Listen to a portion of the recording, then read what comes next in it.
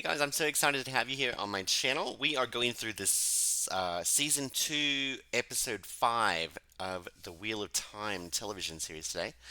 And we're just going to break it down and go through it together. So let's get started. This episode is entitled Damane. So it looks like we're getting a little bit more into the Seanchan and maybe what damane means and stuff. So let's go on and watch it together. I think the banners look really cool, and you get this sort of skyline. You can see the palace. You can see the tower inside the city of Falma. It looks like they're in Falma. I see Loyal. I see Ingtar. I see Alwyn.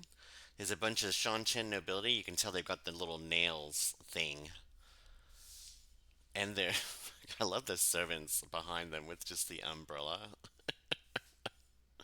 You can see Turok's banners. I don't know if those are his personal banners or if he's in charge um, uh, of just this whole situation here. So he's using like the Shanchan banners, or if those are the High Lord Turok's banners. Okay, so so two things. First of all, there's a person standing to the right of the High Lord Turok, and they are in a green kind of garment with blue eyeshadow, gorgeous, and they're holding this tray, this three-tiered tray of what looks like cakes or snacks or whatever. I'm in love with this person. They haven't done anything. I'm not even sure if they're important, but I'm just absolutely in love with the fact that they just have a person there with some cakes.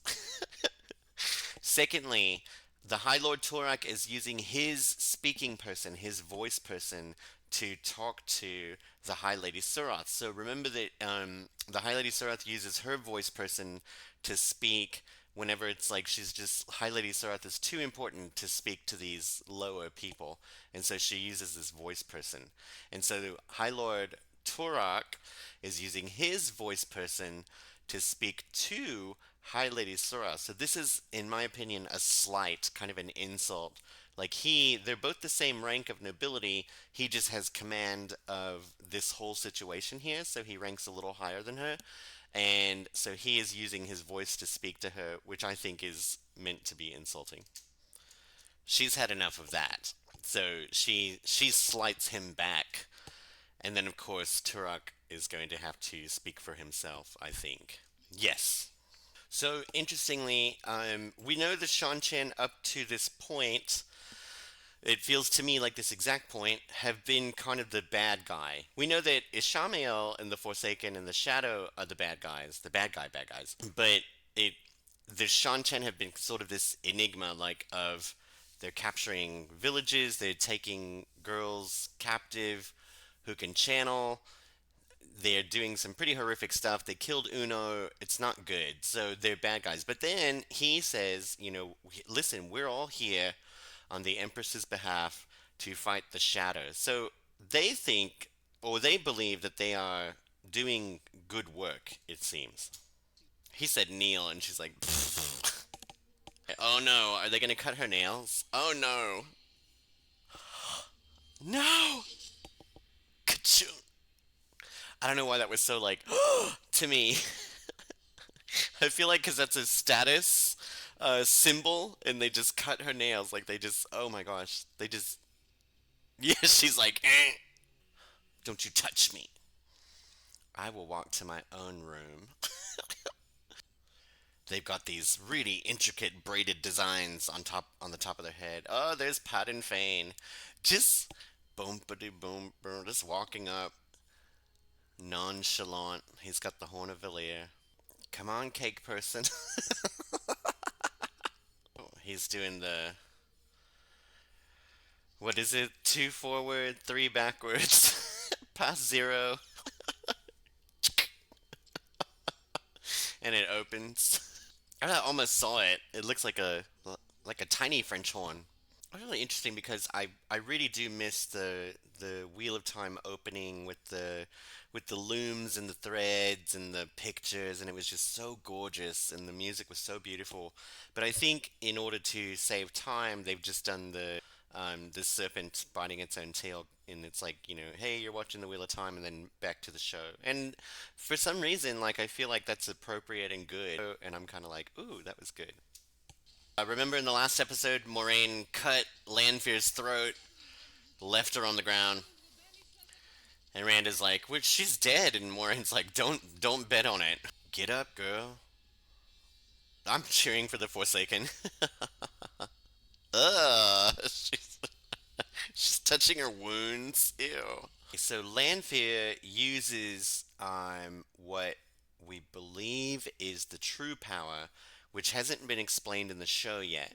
But just to give you a quick little spoiler, it's not going to ruin everything for you. But there's the one power, which is Saidin and Saidar, and then there's the true power, which is accessible through the Dark One. And that's all I'm going to say about that. But it looks like she's using that because we don't see the same kind of weaves that we're seeing with the Aes Sedai channelers, right? And even when in season one, when Amalisa was using the one power to, to light the candle, it was the same weave that we saw from the Aes Sedai. So it looks like this is a different type of power. We also saw Ishamael channel the green weaves around him to let Lanfear loose, and that was probably the one power as well, the Saidin portion. And we've seen Rand do some channeling as well. This is something very different, where it just looks like these black kind of tendrils are coming up, and she healed herself. It's super scary. Sorry. Plus, in the when you use the true power in the books, the little black flecks come through your eyeballs. So I think that's why that indicated that. But when she was sort of about to heal herself, she called Moraine a bitch. So I don't think Lanfear is very happy. Really interesting. She's wearing her dagger kind of like a sword now. Instead of like sheathing it around her waist, she has it like around her shoulder. So basically, she's like, if you don't do what we say, I promise you, you're going to regret it. And she means it because not necessarily that she's going to make her regret it, but if Lanfear shows up, the horse lady is definitely going to regret it. No, Moraine!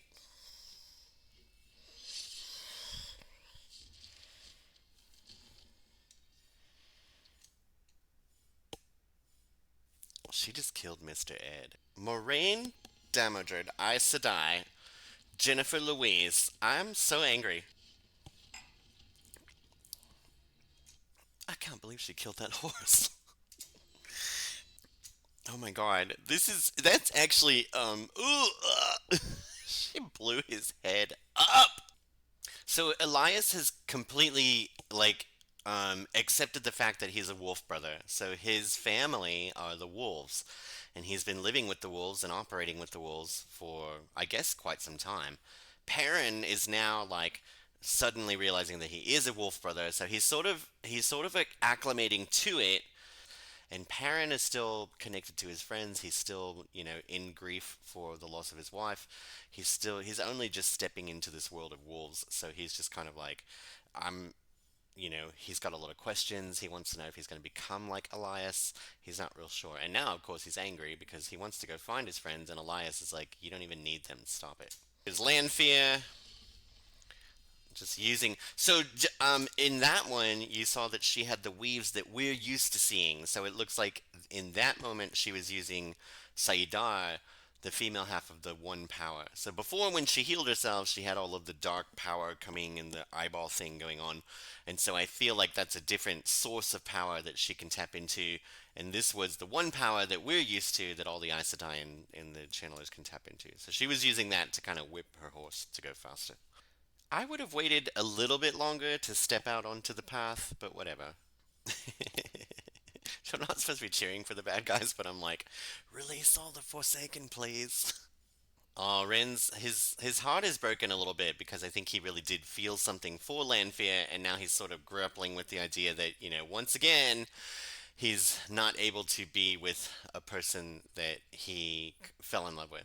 Oh, Hopper's like, I'll still be your friend. At least he's like talking to the wolves now. Oh, he's okay. That's important. He's like sniffing. So something important about the wolf powers, I think, that they're touching on is just uh, the complexity of how it works. Like it's not just like Harper, this wolf, will send a message to Perrin. That's what they were talking about in the last episode, the sendings. Like he'll do a sending. Like the one wolf was sending. He was like, "Hey, there's a deer. Everybody come eat it." And so Hopper is, sending him an image or a message, and then Perrin's mind will translate the images and the messages into something that he is more familiar with, that his mind can contemplate. Because when Hopper it'd be like if a dog was talking to you, it wouldn't necessarily be in your language, would it? Because they don't know your language. They just know, I mean, they might know the sounds and stuff, but they don't understand, they don't comprehend the fluency of English or French or Arabic or something like that. So they're going to send you scents, things that they smell, and things that they've seen, and things like that. And it's all going to come together in your mind, and your mind is going to have to process what they're actually trying to say. And I think that's what's happening here. So Perrin smells something, and so that allows him to take what Hopper is sending him and kind of create this picture of Uno. And so he understands what Hopper's trying to tell him is that Uno has not actually been buried, which is so sad. If they made like a model, or if the actor actually had to come back and play dead Uno. Can you imagine? Okay, I just need to get this into the air and vocalize it.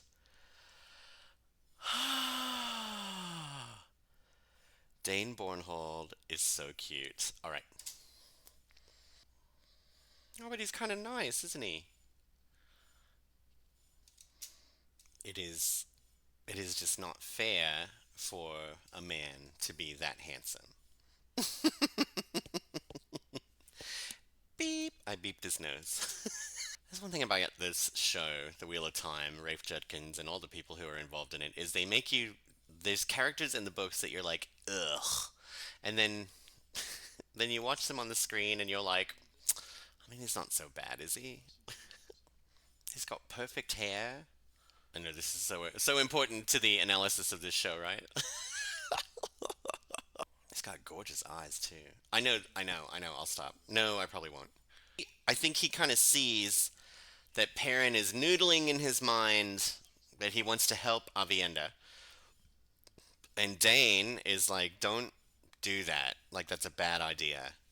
To see his uniform, he's a white cloak. I knew that already, but I'm still like, I could totally hang out with Dane Bornhold. This is so upsetting. I love this transformation that we've seen Celine, and we've seen Celine get mad a couple of times, so there was this sort of undercurrent of like, ooh, she's okay. Now we've got full blown Lanfear, and she feels dangerous. Like every time she speaks, it's like I think she's just gonna kill everybody. Oh, it's Varen. She's okay. Oh my God, is that?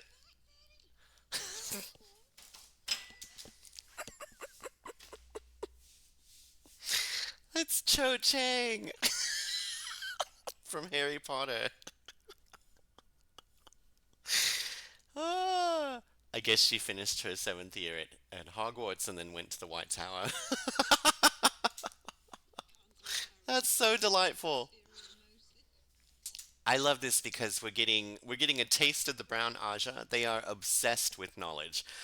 So to the Brown Ajah, like the books are so exciting. Everything knowledge is so exciting. Bits and pieces of history is so exciting. So Varen and Adelaus, they've retired. Remember, they haven't been in the tower for a very long time, and they've been writing the history of the world since the breaking of the world, which is like the accomplishment that they want to do uh, in their retirement. And so these other Brown sisters are super excited about it. They want to know, oh, give us this knowledge, give us this knowledge. So Cho Chang Sadai is like, tell us, tell us, tell us. All right, so Nynaeve, Elayne, and Egwene are in the ways with Liandrin. So it's as we suspected. Liandrin is Black Aja. There's just kind of like a theme going on with Liandrin is that she wanted to achieve power. It sounds like in her past she wanted to achieve power or status, and the men who recognized that she could have done that pushed her down or smashed her down and basically gave her the message that even though in this world where women are in power, Leandrin's experience is that every time she sort of accomplishes something, then historically men will smash it down. So she's talking about this king who was going to raise the, not raise, but like raise the White Tower. And so they had to appear to be just regular, not ambitious, whatever, so that people around them would trust them. And they did that through the use of these three oaths. But obviously, Leandrin is kind of like, it was stupid. They should have just let us have all the power that we were supposed to have. Okay, this actress who's doing High Lady Surath is so good. She's like pouty, and she's not like, she is regal, and she's a high lady, and she looks dangerous and like dangerous as in like a person who is sort of irrational, and irrational people who have lots and lots of power are usually dangerous. Okay, so he's got dirt on her. So I think she used the word chosen like somebody who had been chosen. I don't think she understands that he means like one of the Forsaken, and then they call themselves the Chosen. Because I don't think she would talk to him like that if she understood who he was actually. Her facial expressions and the communication she's doing with her eyes is top notch. So cool. Is this the room that Perrin got dragged out of originally? He's like, "Can I have my old room?" All right, so he's helping Avienda, and it looks like she's not going to attack him, so that's nice. Okay, I'm just gonna say this again. Sorry to be so thirsty, but I am a pretty good fighter. As a gay man in the United States, I've gotten into my share of fisticuffs, and I've had to defend myself on a number of occasions, and I've done pretty well, I must say. There's nothing wrong with a good bar fight. However, if Dane Bornhold was going to attack me, I would just let him hit me with that axe.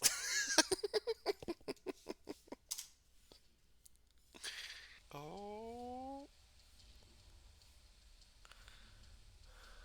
this is intense. Nothing's even happened yet. Oh,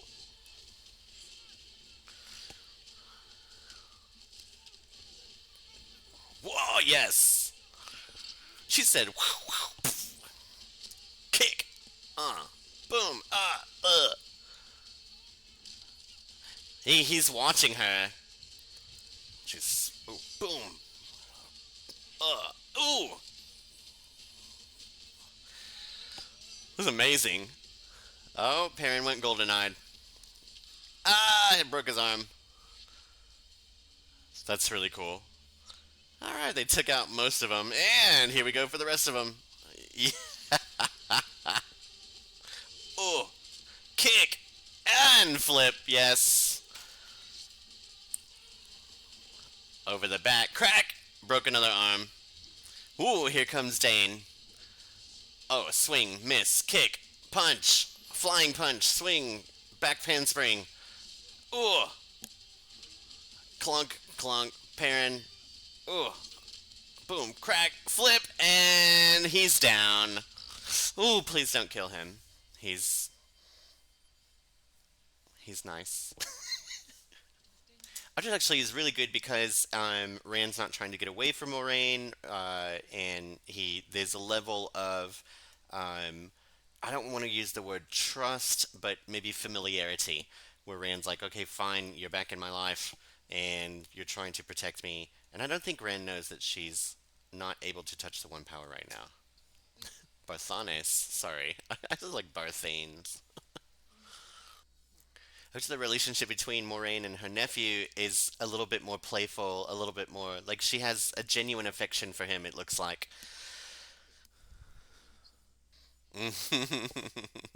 And she's got a little bit of a humor with him, which is really nice. A little bit more of her humanity is starting to kind of like pop out. Blue Ajah. Oh, Shiriam.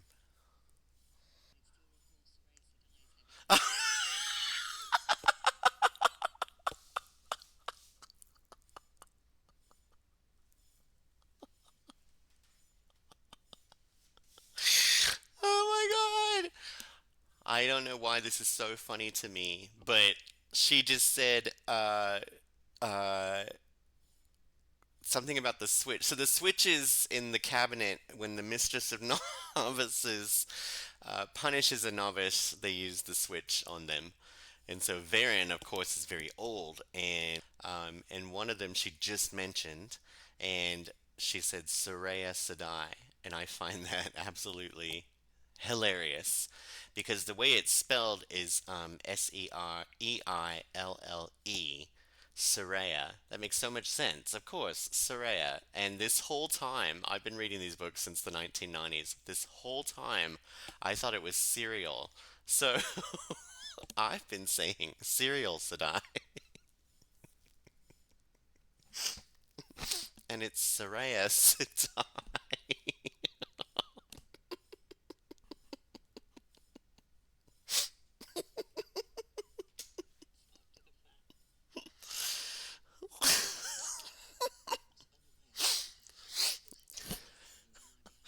Cereal Sadai.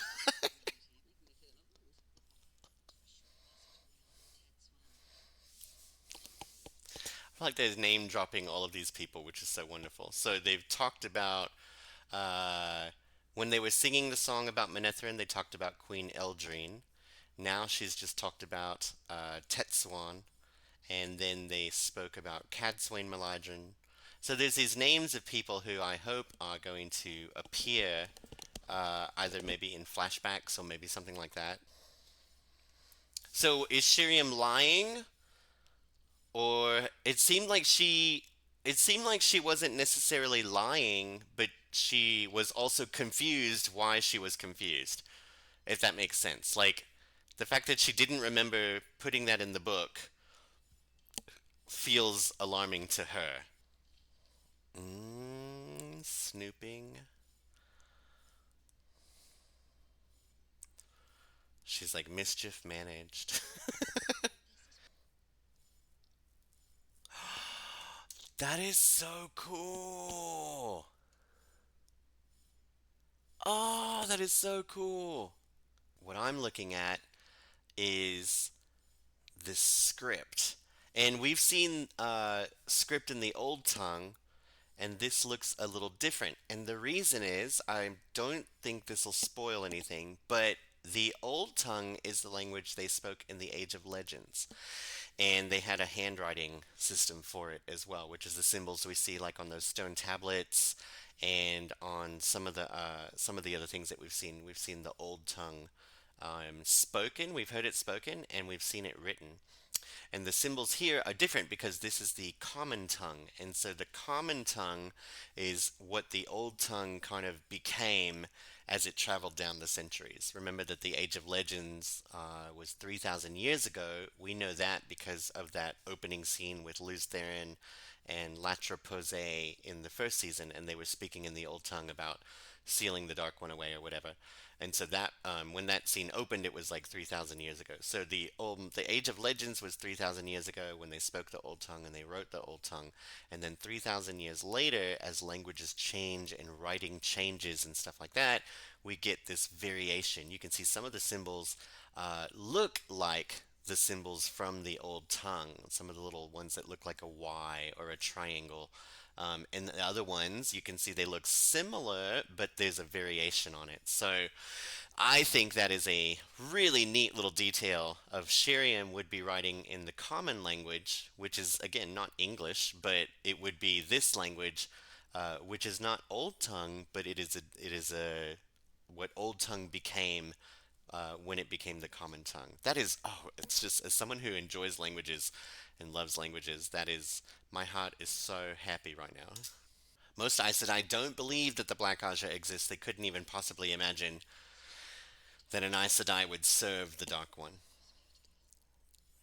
So the fact that she's like, what you're saying is the Black Ajah exists is blowing her mind. Oh. Like an interesting little touch because Liandrin is now we know she is I guess Black Aja, definitely a dark friend, right? And so she's basically told Nynaeve that, and so she's still concerned for these women who can channel, and she's like, "What you're doing is an abomination." So there's this weird uh, dichotomy in Liandrin that's saying, like the red Aja part of her is concerned about who's wielding the power and how it's being wielded, but the black Aja part of her is concerned with, getting whatever it is that she wanted from joining the dark in the first place. And then the Seanchan's perception is that uh, the damane can wield the one power, but they need to be controlled. And the Suldam go through these training and these testings to prove that they are responsible with the operation of the damane as they use the one power. That's an interesting little explanation there. If you didn't catch it, so basically saying we don't think people should channel, but some people channel on their own. They just do it. And so we need people to control them, but those people who control them need to be responsible, and that's where the Suldam come in. It's still ghastly, but it's like, ah, oh, she set Nynaeve free. That is so cool. All right, Elayne, take charge. Boom! Here we go. Uh oh. Ah! Ooh, ricochet. Whoa!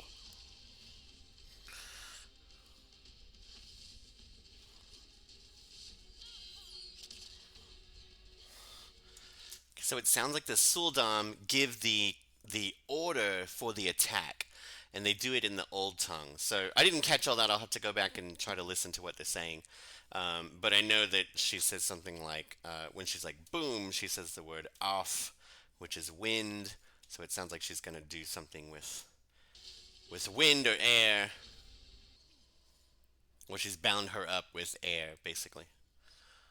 Which is interesting that Avienda is not concerned that Perrin has a wolf with him. Okay, I love her. I love her. I love her. So the music is actually a sort of elongated version of a theme of music that we've heard before, which is really nice. I love that they kind of reimagine some of the themes as they're coming through. Elayne is aware, like she's like, I'm familiar. Something's wrong here. So basically, Elayne is kind of like, I'm familiar at least with what a soldier from Farm should look like, or a soldier from Tom and Head should look like, and this is not it. She's like, something's going on here. This place has been occupied. So Nynaeve is just focused on, oh, we're in the place that I was trying to get in the first place. So we're in Farm, which is where Loyal and Perrin are, and that's what her focus is. But she's not really thinking clearly because Elayne is kind of like, "Aren't you? You don't understand. Like, yes, we're in Farm, but Farm has been taken over by somebody, so we need to be careful." Don't you remember that like Elayne and Egwene have spent all this time together, and Elayne and Nynaeve have kind of met each other in passing. Like they know who each other, they know who the other one is, but they have not really spent any time together. So that was indicative of, she's like, we need to change clothes, and she's like, what? We're not fancy enough for you. Like she doesn't really know Elayne right now. Ah, so Varen is doing some detective work, and even though Liandrin is lying, she did bring something from where she was supposed to be in order to cover her tracks. Varen is not fooled. I really like the way that they've given us Moraine's sister. I feel like this actress is doing such a good job of bringing us this pretty awesome character from Moraine's past. Oh, wait, is that Ishamael? Are they gonna make out? Make out with him! They've got butterfly, the noses. Oh, it's Lanfear. They're in a dream. Ah, queer baiting, Rafe Judkins. Queer baiting. They should have made out.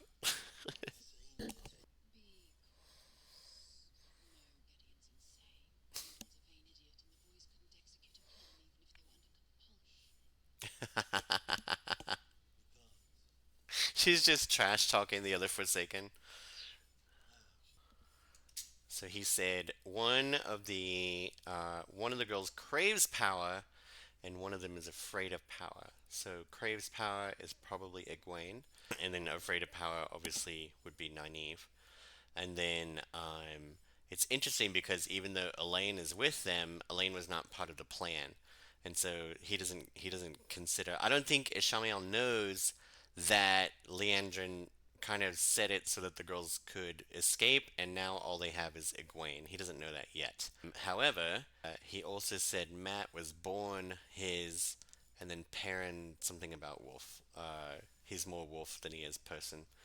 So that's very interesting, his comment about Matt. I wonder if he considers Matt, part of the darkness already. Turak. What is Torok? So Loyal, Ingtar, and Alwyn are there. Soroth is not. So when he summoned Ishamael, I don't know if he brought them with him or if they were all summoned together.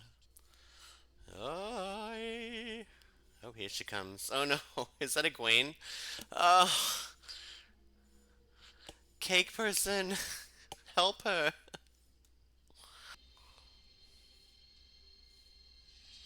Oh, that's so cool! No, Egwene, no. And the chain, oh my god. Ugh.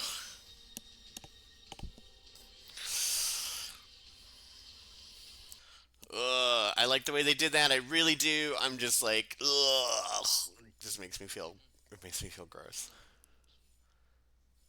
It's really interesting because it's like, how do you get the collar off? There's a certain way to do it in the books, and it looks like it's constructed differently here in the show. So now I'm very curious. How do you release the collar? So Lanfear and Luz Theron Telamon were together, and then obviously they broke up, and then Luz Theron married somebody else. So that makes sense that Lanfear would come after Rand, who is Luz Theron Telamon reborn. I love that they are reconnecting like this. He's not really fighting her. He's still stubborn and stuff, and sort of distant, and he doesn't know how he's supposed to feel, knowing that he was like in love with one of the Forsaken, but he knows that he's got a job to do since he is the Dragon Reborn. Lullaby and good night. Oh, oh, okay. We couldn't figure out what that was in front of her. It's Lanfear. Because we only saw in the commercials this part, the wheel. Jesus Christ. I am definitely gay. All right, that was episode 5 called Damane, The Wheel of Time Season 2. So much going on. It looks like Lanfear has trapped Rand in the dream, or at least she's able to connect with him in the dream. We don't know if he can wake up. We don't know if Moraine could wake him up. We're not really sure. So that is definitely something that we're going to have to look for. We've only got episodes 6, 7, and 8 left in this season, so things are really tensing up. But I am really, really enjoying this season a lot. It's just there's a lot of emotions happening in every scene and with every character development that's happening. There's a lot more like potent emotion happening inside of me than there was in season one. Even though I was really excited about season one, there were so many moments in season one that I was like, and in this season, it feels like there's more of that. There's more of like just the way that Perrin is learning about the wolves. You know, watching Avienda in that fight scene. Just the expectation of what you're looking at, like Lanfear, Lanfear becoming Lanfear. Like when I'm looking at her, not just because she's in that hot, hot mama outfit, dominatrix dream outfit, but I think I want those boots, by the way. But the fact that she is really going from Celine, who was this the very different character, and now she's Lanfear, which is a very different character, even though it's the same actress. That really talks to you about how talented she is as an actress. It's really cool to watch her and to look at Lanfear every time she's on the screen, just be like, this is making me crazy. So I'm stoked. I cannot wait to see where this show goes as we're moving into episode 6. I will see you guys soon. Bye.